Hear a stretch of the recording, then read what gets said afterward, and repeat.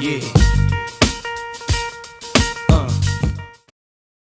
All right. Well, welcome to another episode of It's All About the Agents. My name is Albert Clark Castañeda, and I am a national broker, senior sales specialist for CNA.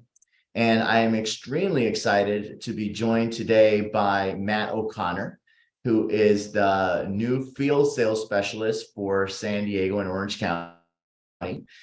So Matt has stepped into, I guess you could call it my old territory, and doing a phenomenal job there. And I thought it would be a great opportunity to introduce Matt, and share a little bit about his story and what he's doing within the territory. And Matt, you're fresh off of one of my favorite events of the year, I-Day, which happened yesterday with the IAIB San Diego, and thank you for joining me and wanting to spend a few minutes to chat a little bit about yourself. Yeah, my pleasure. And thank you for having me. I-Day was a phenomenal event. You were sorely missed. You developed a lot of strong relationships there. And as we were talking pre-recording, what a special group of individuals. There's several I-Days, or many I-Days perhaps throughout the country, but San Diego is quite unique in the dynamic. Just the relationships, and so it was a great event, and did a lot of networking, and a great keynote speaker, and a lot of high energy, and it was very exciting to be there, be part of it. That's awesome. And that's what I love to hear. I think you're absolutely right. I think the IIB San Diego does a phenomenal job. It's impressive to see, so many agents who are technically competitors, right? But they come together, work together to build, really great association. And not only, do they do a good job in creating great events with I-Day and the convention, but also, the advocacy part of it, and what they do, all the way, down to Sacramento and advocating right on behalf of the insurance industry. So, what I want to do, Matt, is I want you to share a little bit about, how you got into insurance and your story. I know it's you've taken on a big territory, and you're getting out there, and what would you like to share with some of the agents that haven't gotten to know you yet, but just share a little bit about your story and how you got into this awesome industry. Yeah, it is an awesome industry, and just to kind of dovetail what you were saying is that the I-Day event is, it is this really family feel, and it was really good to be there with everyone. But I got into insurance about 20 years ago, and started off in claims. My dad was in claims. He was a superintendent with a large property and casualty carrier. Had a unique career. He just wanted to then be off on his own and have his own territory. So I actually helped him with claims for a while, and it was very unique. He's a very sharp man, military background, and so went to college in Minnesota, and as soon as I pretty much walked the stage, or the altar, as it were, I was a small Division III Catholic college in central Minnesota, north central Minnesota. Pretty much started out with insurance, and I'm glad I did. I went into claims, but I like to say I was trained in with the old school, kind of on the last vestiges of the old school, and had a claims superintendent there, had probably about 12 agents. This was in the property and casualty, mostly personal lines, but there was some commercial. And had a claims superintendent named Bob, who is my mentor, and I still keep in touch with him. He's of course retired, but learned critical thinking. You're challenged, being challenged to properly, like something as simple as business writing, analysis, have to know the policy. Went to claims school, all that stuff, and so really fortunate to be trained in with claims, because at the end of the day, we're selling an insurance policy, which is of course a contract, and so it's pretty good to know how to get around the policy contract and know what it covers and it doesn't, and handle a lot of claims in the national catastrophe duty as well as my own territory, and then just kind of progress through the ranks through claims, a little underwriting, and then ultimately on the brokerage side for a large national broker. Okay, and on the brokerage side, what was your specialty there? What did you do on the brokerage side? Yeah, so I worked my way up. So started off as a claims advocate, like claims consultant in a financial Okay, services group with a large retail broker, international retail broker, working downtown.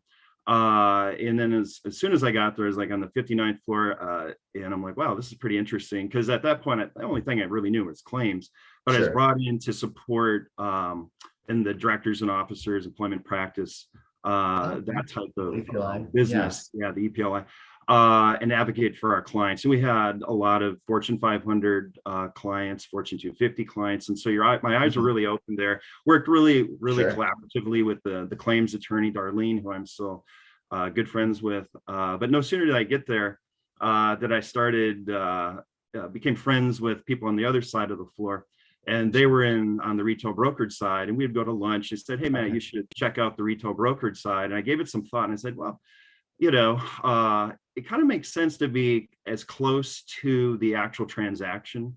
sure. To the And client. so I'm like, okay, I'll Mhm, do that. I was kind of naive. I'm like, okay, all we have to do is say, okay, Matt's going to move over to right. retail broking. But we had to call Chicago home office, and they were very Sure. gracious, and they said, well, you're going to have to earn your stripes, work your way up. So I landed in a construction group, and I said, that, that's fair. I Great, don't great have a group book. to land in. Yeah, Yeah. yeah, great group to land in, especially at that firm.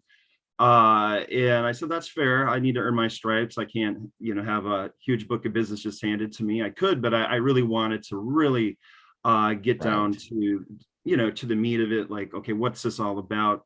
And learn. And I did. And I'll tell you, there was a lot of stressful moments too. Kind of Sure. Absolutely. Yeah. baptism by fire, right?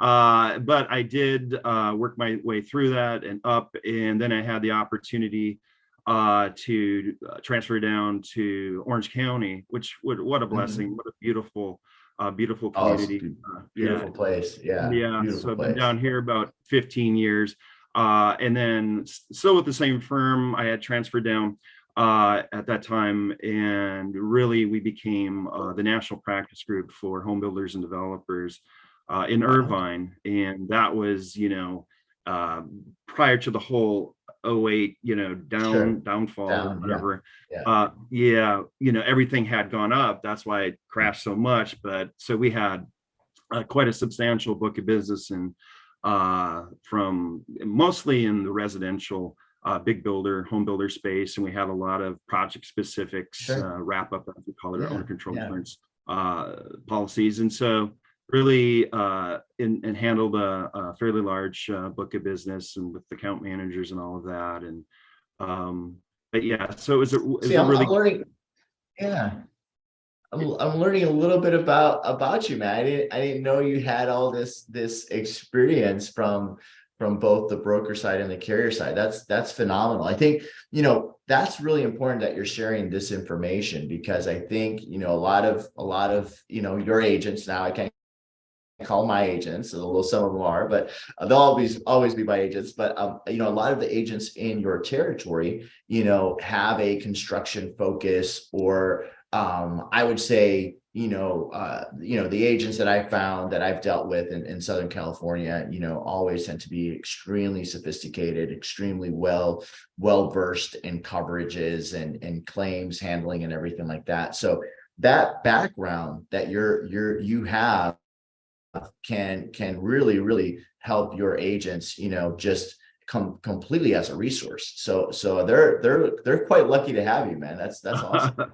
well, it's a great agency for us, and you're quite right. I mean, construction, especially in that kind of subset, it has Yeah, its own body of law, sure. and you really need to know your way around the policy. And sometimes we used to have to manuscript, but because it's associated with what they call the long tail completed operations, and most states now have 10 years from the point of close of Correct. escrow that the builder can be on the hook for Right. liability. So, and construction defects. So yeah, so yeah, it's I always say claims is an invaluable experience as a broker, and Absolutely. it's Yeah. a whole other language too. And so I've really I've really leveraged that really leverage that experience, and it's a great group of brokers that I do work with. Yeah. Excellent. No, I think this is great. So let's dive into what's going on in California, right? Yeah. I recently moved out to Texas, and there is, a lot of carriers are taking, dealing with a lot of issues with CAT, and the marketplace is all over the place, right? I hear, some of the rates in California, or property rates, or in Texas property rates, right? There's just a lot of movement going on, and within different states, and every state has their own issues and challenges, right? But what have you seen, obviously, since you've come into the role, right, in the last few months? What are you seeing in throughout the state of California, and what are some of the trends or challenges that your agents are facing?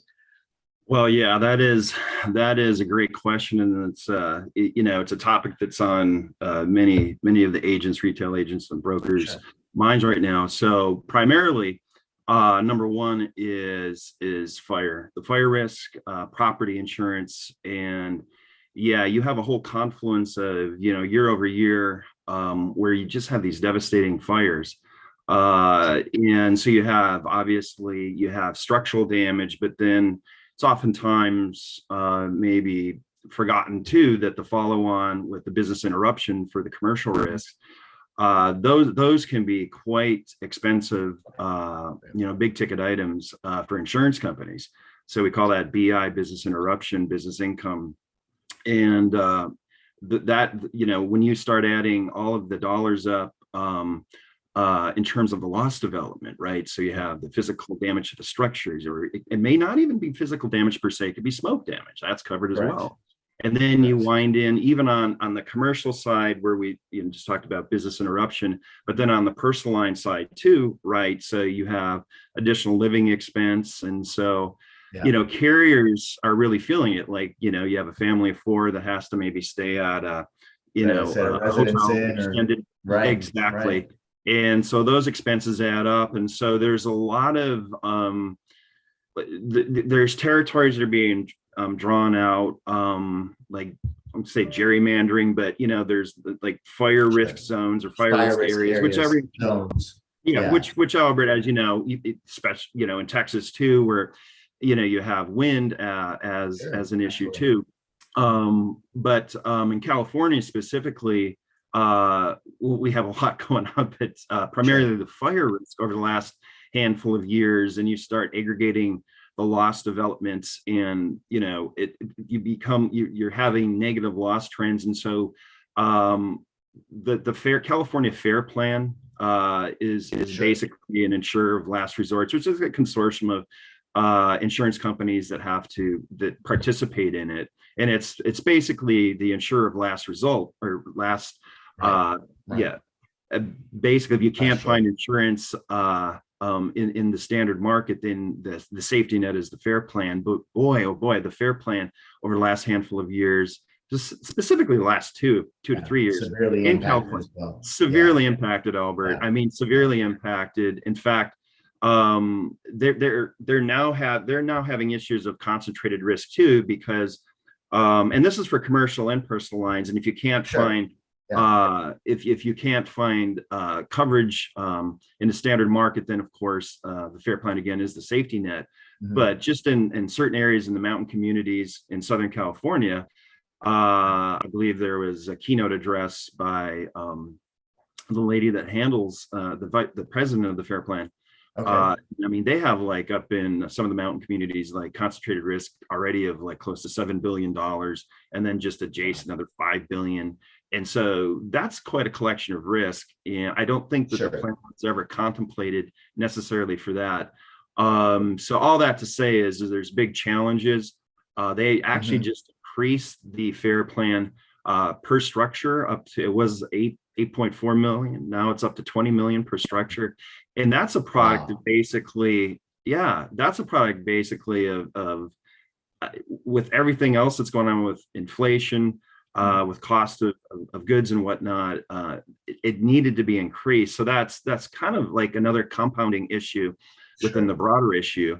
But property for sure, with the fires is an issue, and earthquake has always been, Right. you know, an One of those issue. lines of business that people talk about, but do they really go out and buy it, right? And all of Yeah, that. right. And so the capacity in earthquake is still there, but it's becoming increasingly difficult climate, mostly driven by the fire risk, but it's also impacting the broader Sure. property insurance market as well, outside of fire, even for commercial wood frame, and even for earthquake. And so, yeah, it's a lot going on, and so that's what's trending right now. And then on top of that, you have insurance companies buy insurance called reinsurance, as you know, and a Sure. lot of those, what they call the reinsurance treaties, are coming up or have come up in January, and then historically like in June. And a lot of this is European, capacity, as we call it, that will step Right. in, that form the back, kind of like the backstop or the reinsurance itself. And they're pressing down saying, well, we don't want to attach, we want to protect. Right. And so we want you to really, insurance company, Considering what you're right. consider, really underwrite, very, very strategically, diligently, and really take a hard look at the risk and protect the capacity, Mhm. the available insurance dollars that you would place on risk, and make sure that it's rated properly too. So all around, there's a lot of scrutiny, with insurance and property and capacity. Sure. And now we're having a kind of with all the confluence of stuff we're having, the reinsurance market's pressing down now too, as well. So it's a lot going on at No, once. it's just a lot, you bring up really some good points, and I think a lot of it becomes, it's a matter of responsibility, right? Like we have as carriers or distribution partners, however you want to refer it, we have a responsibility to not only our agents but to our clients, right? To deliver a product that's going to respond at the time of a claim, right? But also, responsible in the sense that we need to price accordingly, right? We cannot offer a specific product that is going to devalue, right, the coverage that is being offered. So I think the topic here is really about taking responsibility, right? The agent as well as the carrier, right? Agent talking to the client, making sure that they're educating them on the client, why these rates are going up, what is happening in the marketplace. And at the end of the day, the consumer doesn't really care about the details, or they really want to look at a policy that's going to cover them and it's going to be for a fair price. And obviously, if they're getting, let's say a non-renewal, or they're getting an increase in rate, and they haven't had any losses in 20 years, or like, what is happening? So I think, what you have just said, I think gives a lot of value. And I hope that, some of those agents that are not talking to their clients about, what you just mentioned, begin doing that, because I don't necessarily think that this is something that's going to change anytime soon, right? Right. The reality is that we're seeing more cats, and climate is changing, like it or not. I Yes. mean, that's the environments are changing, so, and that has an impact on everything, right? Oh, it And sure then does. It you sure talked a does. little bit about inflation, right? Cost of construction going up, Mhm. obviously, all of those things factor into small business, especially, right? Because that's kind of the sector that we play in a lot, is within the small business, which at the end of the day, it's the engine of the economy, right? So It sure once is, isn't it? they're It right, sure is. it's completely the engine of the economy. So when they get impacted, everybody gets impacted. So well, this is great. I love the fact that you dove into really kind of explaining, and I'm sure you're sharing this information with your agents as well, but it's important to share this and put it out there so people have a little bit of a better understanding. I want to try to kind of incorporate, with all of this information that you're sharing too, right? How are you looking to support your agents, right? What should, like with me, the agents had certain expectations, right? The Albert style, all of us, our sales style, our business development style is different, right? So what is the best way for the agents to engage with you? How do you like to engage with your agents? And then what can they expect from Matt O'Connor, now handling one of the best territories in the country, in Yeah, my yeah, opinion. yeah. So we combined territories with our Mhm. company, CNA, which is a great company. It's been around, insurance company. It's been around for, I think, over 100 years. And it's a very, very well run company. And believe we just released Q1 results, and very strong. So we combine the territories of Irvine, or I should say, let me back up, of Orange County Yeah. and San Diego. Right. And your territory in San Diego is a great territory. I'm stepping into big shoes. And but I have a lot of like your style too. I'm very interactive with the agency. I tell them, or the agents, and I tell them I have one phone number, it's my mobile number, and it is always on.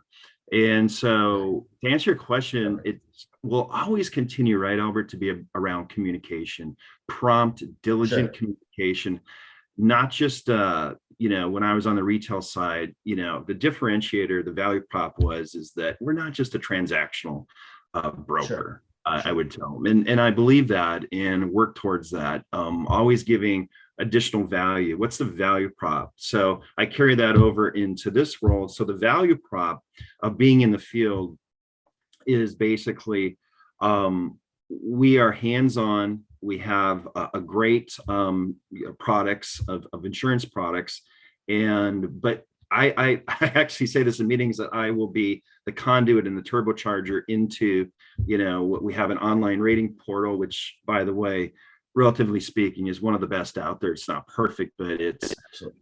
it's one of the best out there. So my answer would be is strong communication, value prop of not just like, okay, I answer the phone, but what are we bringing? How can we find a solution, right? Find a solution within the parameters of the products that we're offering. And the agents appreciate that. Going the extra step, like, okay, well, let me really get down to the granular. Okay, what is the issue here?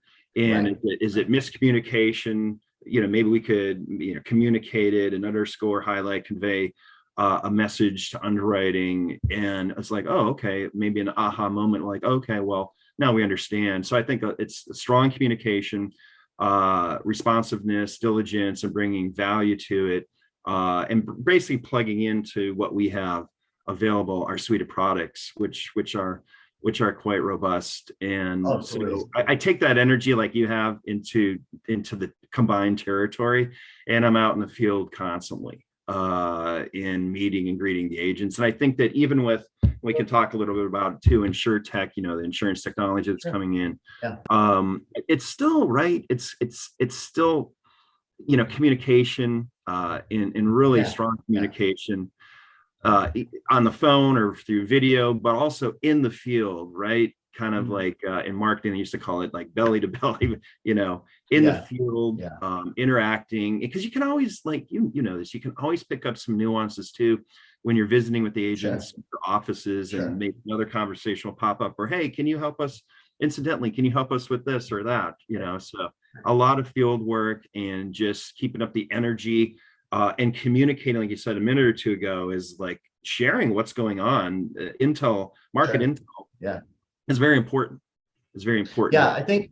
I think for the majority of agents, they're always looking for that extra, right? And it's not necessarily like, I love how you said, going out and seeing people, right? Unfortunately, we had about a year or two, right? That was kind of limited, right? So we saw that, and obviously we're still adjusting to that, right? Because there's still agencies that necessarily not people are going in every day, so we have to kind of strategically plan a day where everybody's in and having those conversations. But again, I think there is definitely a need and a want to have that face-to-face communication. But I think what Mhm. you've shared, here's my phone, give me a call, send me a text, send me an email.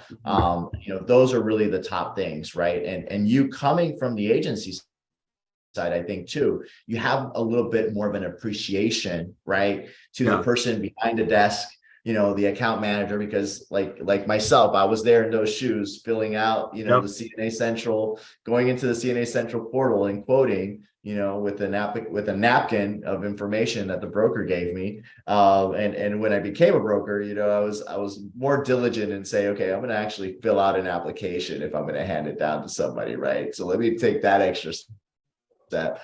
But I think you're adding, a whole scale of value, because not only do you understand the agency side, but that claim side is crucial. And I do want to emphasize a little bit on that too, because there are a ton of resources that CNA offers on the claim side that is available to our agents for free. I mean, we have an entire online portal that has claim scenarios, webinars, all this type of information. So, for all those agents that are out there, both independent agents or our national partners, leverage that, because that is valuable information that we have that can just completely elevate, right, the conversation. And a lot of times a small business owner might have questions, right, on a claim scenario or claims questions, and may not go to the agent necessarily and ask those questions, but saying, hey, you know what, that agent can say, I have a resource for that, right? I can send you somebody, or I can provide you with some information.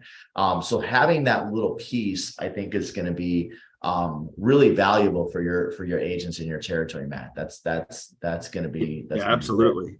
Yeah. Well, listen, I really do appreciate your time. This has been, I know we've talked about doing this for a bit, and I really wanted to take an opportunity and highlight you, congratulate you on taking on the territory. I can vouch that I've heard from a lot of my agents that they enjoy working with you, and they're excited to continue to build the book of business and really make sure that it's a profitable book of business, right? I think that's extremely important for all of us, both for the agent and for the carrier partners. And I think, like you mentioned, these challenges are going to continue to come, and the fact that you're well versed in them, and you're going to be able to share the information with your agents is going to be great. But no, I'm excited, man. I'm excited for you. I'm excited for your success with CNA, and I think this is a great intro for the next half of the year, right? Let's tell those agents, hey, I'll make sure to put Matt's information on the link here so you guys can reach out to him. But definitely have questions, send information over to Matt. He'll get back to you. I know we all got goals to meet. So if you're not looking at CNA as a partner, especially with the environment that you're in, a lot of times, don't forget, if you have an appointment with us and you haven't used us, you might be missing out on a great product and great price. So I would highly recommend reaching out to Matt and picking his brain.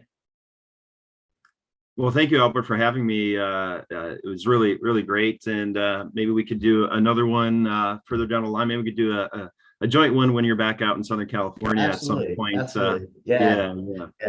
No, I definitely enjoy having you on and highlighting, see what's going on in the territory in California. Now, want to wish your family, your wife and mom, of happy Mother's Day coming up, right? Thank you.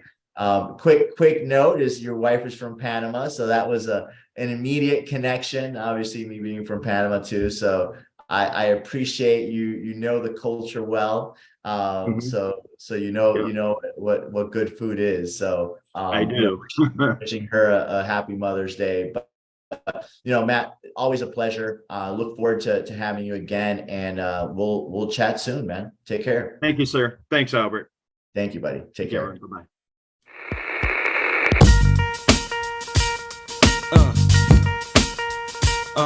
Yeah.